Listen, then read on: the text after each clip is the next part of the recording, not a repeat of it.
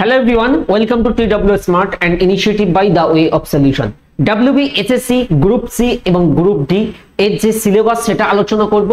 On screen তোমরা দেখতে পাচ্ছ গ্রুপ সি রিক্রুটমেন্টের syllabus based on previous year. তো যে সিলেবাসের উপরে পরীক্ষা হয়েছিল সেটা তোমাদেরকে জানাই। তো বেসিক্যালি ডিফারেন্স গ্রুপ সি এবং গ্রুপ ডির ক্ষেত্রে একটি সাবজেক্টে সেটি হচ্ছে ইংরেজি। তো যারা গ্রুপ সি দেবে তোমাদের এই চারটে সাবজেক্ট থেকে প্রশ্ন থাকবে, ইচ সাবজেক্ট থেকে 15 মার্ক। সো 4-15 দেখো 60 নম্বরের লিখিত পরীক্ষা, মানে রিটেন এক্সাম কত মার্কের? 60 মার্কের। সো প্রতিটা সাবজেক্ট থেকে তোমার 15 নাম্বার করে।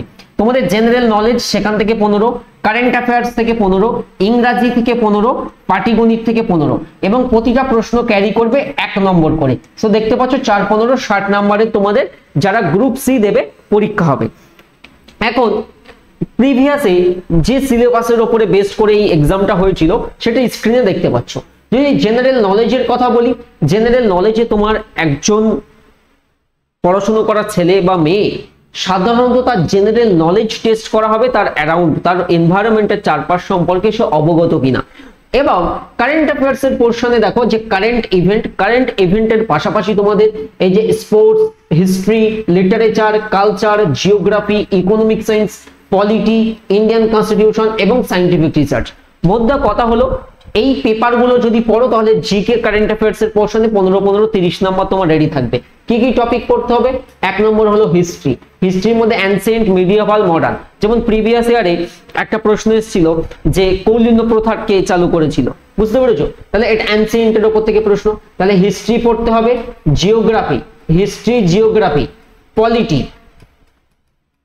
and constitution, economy, current affairs, static GK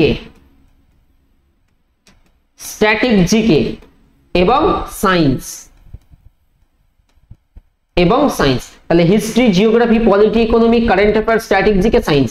এটা পড়লে তোমার 15 নাম্বার প্লাস 15 নাম্বার, অর্থাৎ তোমার এই গ্রুপ সি সিলেবাসের মধ্যে 30 নাম্বার কিন্তু কমপ্লিট হয়ে যাবে। ইংলিশের মধ্যে কি থাকবে? বেসিক ইংলিশ, বিশেষ করে এখানকার মধ্যে দেখো vocab part, grammar, sentence structure, সিনোঅ্যান্টো এবং কারেক্ট ইউজেস। তো এই হচ্ছে তোমার জেনারেল ইংলিশ। এবং অ্যারিথমেটিক পোর্শনের মধ্যে যেসব চ্যাপ্টার থাকে সেটা হচ্ছে সিম্পলিফিকেশন, সরলীকরণ, বর্ডমাস দিয়ে যেটা তোমরা করো, ডেসিমেল, ফ্র্যাকশন দিয়ে ডেসিমেল দিয়েছে, রেকারিং ডেসিমেল, ডিভিজিবিলিটি, বিভাজ্যতা, ফ্র্যাকশনস, এলসিএম, এইচসিএফ, পার্টনারশিপ মানে অংশীদারি কারবার, অ্যাভারেজ, গড়, রেশিও, প্রপোর্শন, অনুপাত সমানুপাত, percentage, profit and loss, discount, simple interest, compound দিইনি, শুধু simple, time and work, time and distance. তো এই হচ্ছে অ্যারিথমেটিক, এই হচ্ছে জেনারেল নলেজ, এই হচ্ছে কারেন্ট অ্যাফেয়ার্স, এই হচ্ছে জিকে। এই হচ্ছে গ্রুপ সির সিলেবাস। গ্রুপ সি তে প্রিভিয়াস ইয়ারে কি কি প্রশ্ন এসেছিল? ভিক্টোরিয়া জলপ্রপাত যেখানে অবস্থিত, তো সঠিক উত্তর আফ্রিকা। এটা স্ট্যাটিক পার্টের প্রশ্ন। এবং এখান থেকে আমাদের ইন্ডিয়ার মধ্যে আমাদের ইন্ডিয়ার ড্যাম পড়তে হবে, লেকস পড়তে হবে, মানে হ্রদ, বাঁধ, জলপ্রপাত এবং ওয়াটারফল। এই টপিকটা খুব ইম্পর্টেন্ট, বুঝতে পেরেছো? তো এখানকার মধ্যে হাইয়েস্ট ড্যাম কি, ওল্ডেস্ট ড্যাম কি, লংগেস্ট ড্যাম কি, লেকের মধ্যে আমাদের কোনটা লার্জেস্ট লেক, কোনটা লবণাক্ত জলের, কোনটা স্থলবেষ্টিত ইনল্যান্ড সল্ট ওয়াটার লেক, ওয়াটারফলের মধ্যে ভারতের প্রশস্ততম জলপ্রপাত, ভারতের উচ্চতম জলপ্রপাত। প্রচুর প্রশ্ন এখান থেকে হতে পারে। সব শিখিয়ে দেবো তোমাদেরকে, কোনো অসুবিধা নেই। কারণ ইতিমধ্যেই TWS একাডেমি আমাদের যে চ্যানেল, এখানে বহু সংখ্যক ছাত্রছাত্রী আমাদেরকে কল করা শুরু করেছে যে স্যার ব্যাচ কবে করবেন। তোমাদেরকে আমি স্পষ্ট জানিয়ে দিই, TWS academy app play store থেকে ইনস্টল রাখবে।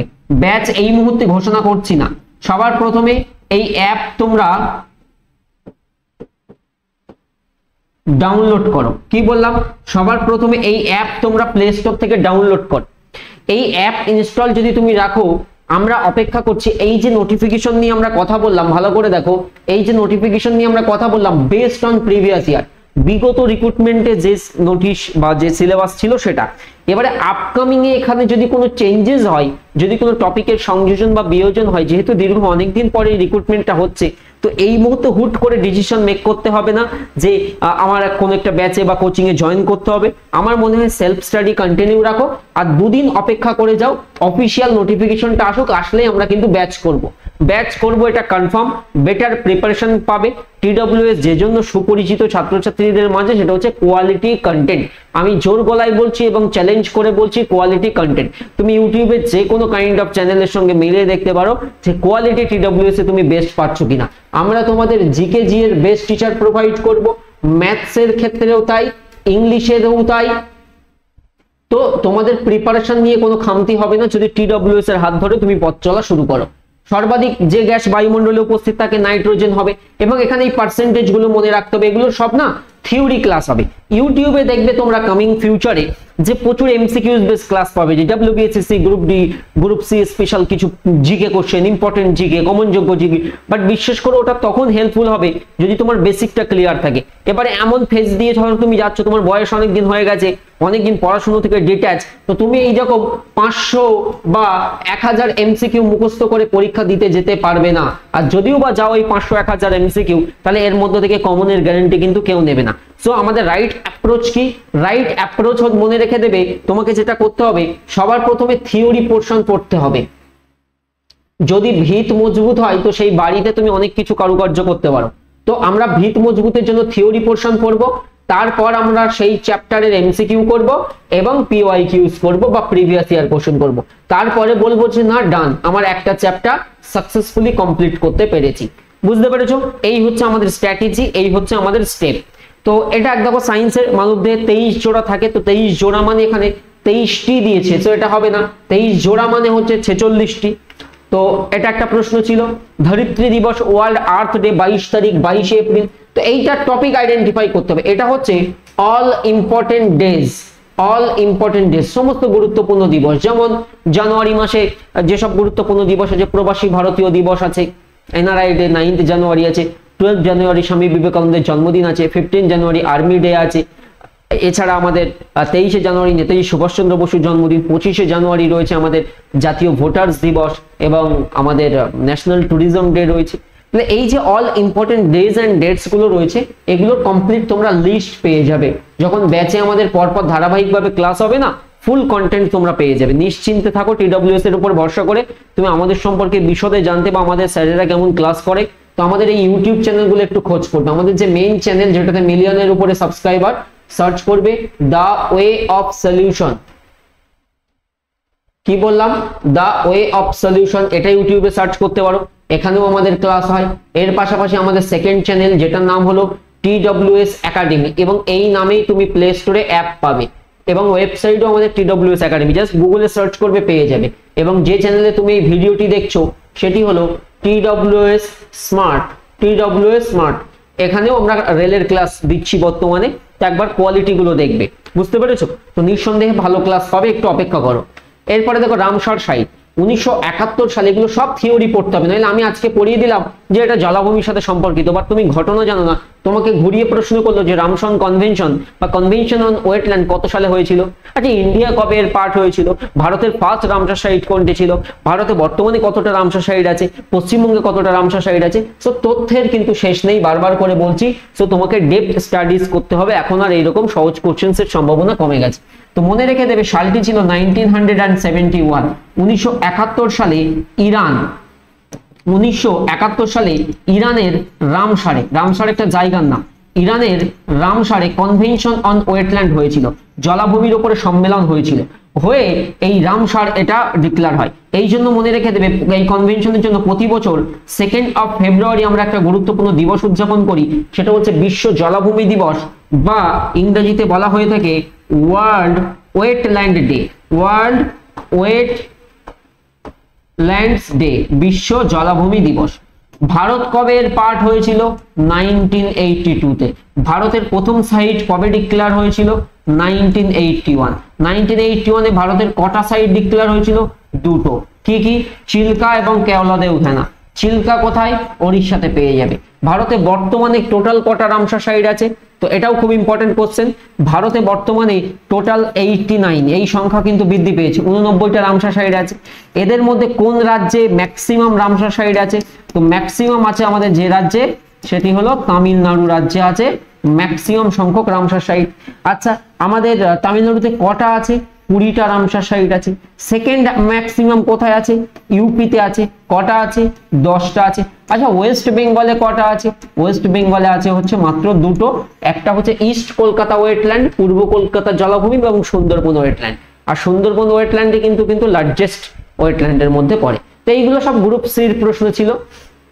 যদি তোমাদেরকে দেখাই, এই হচ্ছে গ্রুপ ডি, এখানে 45 করে হবে, 3 15 45, 3 15 45, নট 60, 45। এবারে যদি এক্সাম প্যাটার্ন চেঞ্জ হয় সেটা আলাদা বিষয়, বুঝতে পেরেছো? এই জন্য আমরা ব্যাচ এই মুহূর্তে অ্যানাউন্সমেন্ট করছি না, কারণ করলেই তো ছেলেমেয়েরা ভর্তি হয়ে যাবে। তো এক্সাম প্যাটার্ন বা ইত্যাদি রিক্রুটমেন্ট প্রসেস পুরো দেখি, তারপর অত তাড়াহুড়ো নেই, কারণ এতদিন আমরা অপেক্ষা করেছি, আর 2-4 দিন অপেক্ষা করলে ক্ষতি কিছু হবে না।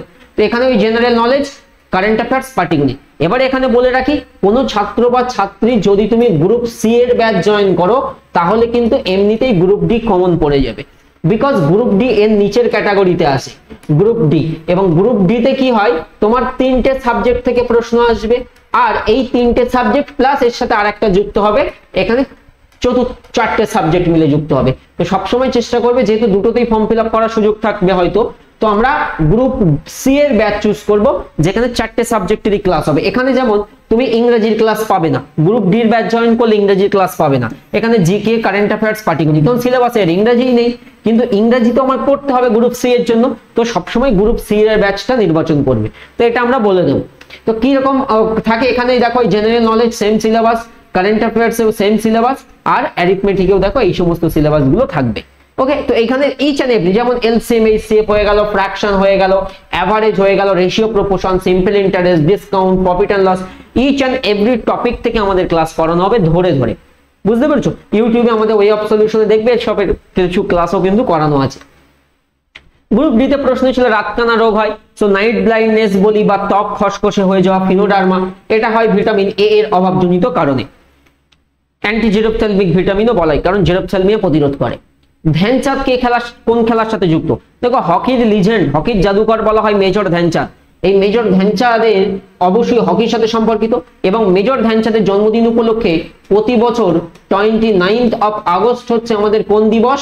এটা একটা গুরুত্বপূর্ণ তারিখ, সেই তারিখটা হলো আমাদের ন্যাশনাল স্পোর্টস ডে, জাতীয় ক্রীড়া দিবস। তো পরীক্ষাতে আসে ন্যাশনাল স্পোর্টস ডে কবে, তো তোমাদেরকে একটা HW দেই, প্রতি বছর আমাদের কবে ন্যাশনাল সায়েন্স ডে হয়? ন্যাশনাল